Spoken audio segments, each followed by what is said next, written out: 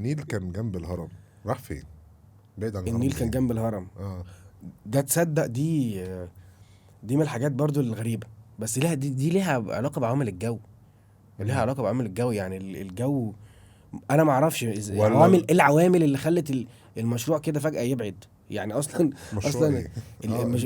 اللي هو فجأة النيل بعد. اصل فجأة زمان تيجي تتخيل كده، هتحس ان النيل فجأة كان في حدائق الاهرام. يعني عادي الهرم اهو، النيل مكان حدائق، مكان الدائري كده اه. ده النيل. وبعدين لا، كانوا ازاي يعني، فيها عوامل غريب. يعني مثلا المطره تقعد تمطر 7 سنين، في مم. مطره بتقعد 7 سنين، فاكيد الدنيا بتغرق.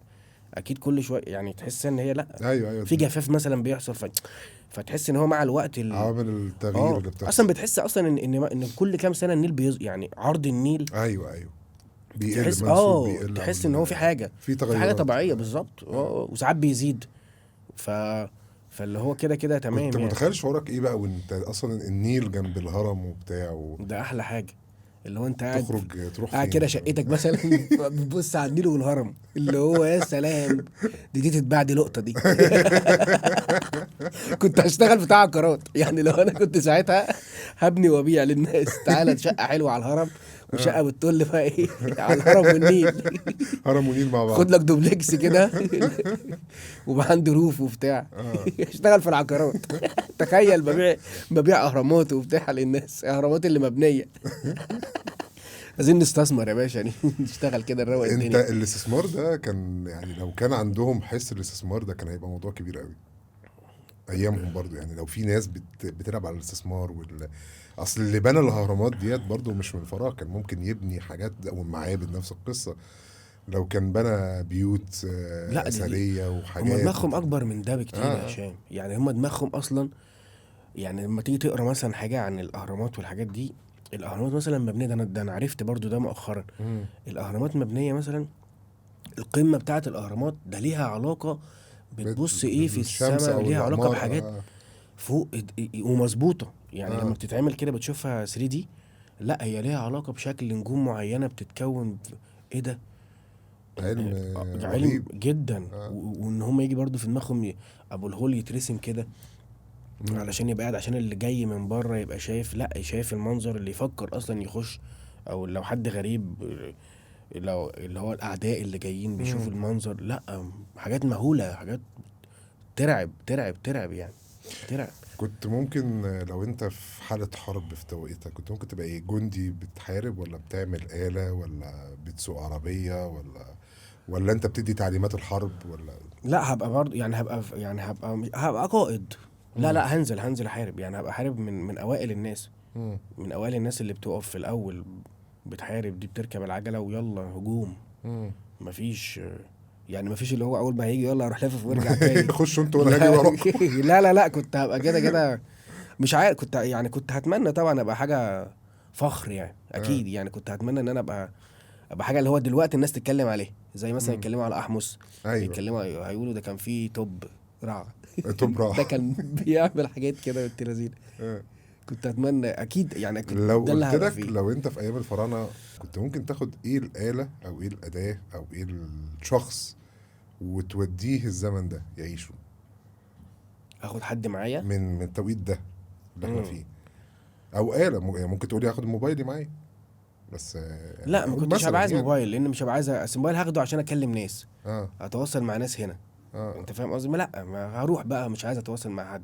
يعني انا مم. كنت بروح هناك، هبقى عايز اعرف فعلا بنى الحاجات دي كان ازاي يعني فعلا. في الاهرامات حاجه هم هم والمعابد هم في تكنيك غريب جدا حصل في يعني في حاجات ضد الجاذبيه يا جماعه والله. لا انت بس بتحس ان بس في حاجات غريبه انا بس لحظة، مخنا مش لا عارف هو يستوعبها. عندهم كان ايامهم كان في علم هندسة والناس عارفة هي بتعمل ايه برضو ما يعني. هو ما هو لو هو مثلا في الكلام ده، الله ينور عليك. مم. لما نيجي مثلا احنا المفروض بنتطور، صح؟ مم. مع الوقت مم. بنتطور، فيبقى في تكنولوجيا اكتر. فيبقى في تكنولوجيا مثلا لحد دلوقتي ولسه مش عارفين ده كان بيتعمل ازاي. مع التكنولوجيا لا دي يبقى في حاجه غلط، ما يبقى في هو حاجه لا احنا لا ما مش هو عارفينها. كان بيتعمل ازاي. الآثار اللي حضرتك كنت بتقولها من شوية، اه الكتاب وخلافه، ما هو مش كل حاجة موجودة.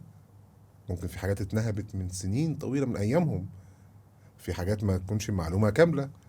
اذا كان تصدق اصلا تصدق انت العائق الرئيسي اللغه بتاعتهم اللي احنا عرفنا انها اسمها هيروغليفيه.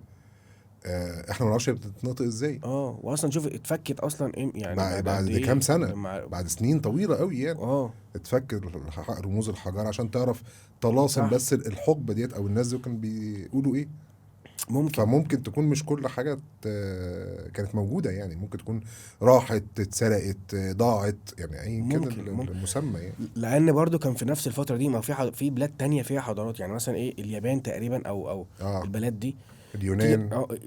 لا يعني انا عارف في حاجات اللي في شرق اسيا يعني ليها علاقه امم بكده، ان في نفس الوقت مثلا تروح تشوف عندهم في نفس التوقيت بتاعنا بتلاقي برضو هم عندهم في حد باني الهرم المدرج ده، في امم مسلات امم برضو في نفس فتحس ان ممكن يكون وده علم برضو، ده علم يعني امم برضو هم في علم وناس قدروا يوصلوا ان هم يعملوا حاجات كده بس في اماكن هنا في مصر فيها مثلا زي توابيت احجامها ووزنها، التوابيت دي اصلا اطنان.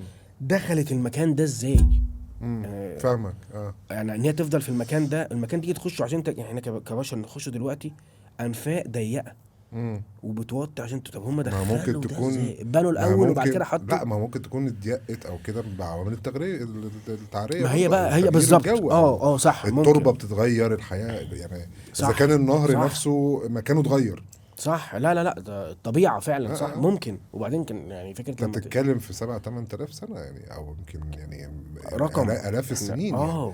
اذا كان امم احنا في العصر الحديث انت كل يوم بحال، ممكن في الصبح صيف بالليل شتاء.